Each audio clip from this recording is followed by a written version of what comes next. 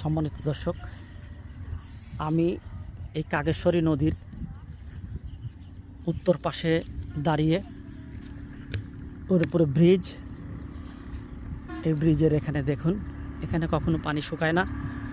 ঐতিহাসিক নদী, এখান দিয়ে একসময় স্টিমার চলতো এবং এই হাট বসত এই নদীর কিনার দিয়ে, পাশ দিয়ে শামুকজানি হাট এবং বিখ্যাত পুন্ডুরিয়ার হাট। এই হাটকে কেন্দ্র করে আমাদের অনেক স্মৃতি বিজড়িত আছে।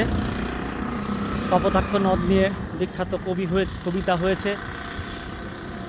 এরকম নদীমাতৃক দেশে আমরা সগৌরবে নদীকে জীবিত রাখতে আমরা সচেষ্ট হই এবং আগামী যারা ক্ষমতায় আসবে তারা এই মরা নদীকে জীবিত করার জন্য প্রচেষ্টা চালাক।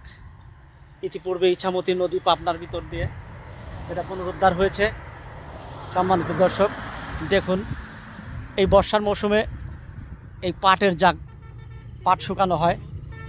আমরা এই ছোটোবেলা থেকেই দেখি, গ্রাম থেকে এসে পাট শুকানোর জন্য ব্রিজের উপর আসতো, আমরা আসার জন্য বায়না ধরতাম। এই সেই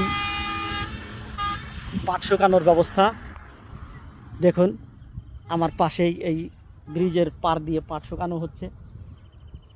কৃষকের স্বপ্ন সোনালি আঁশ, তারা ন্যায্য মূল্য পাক। ভালো থাকুন, সবাই ভালো থাকুন।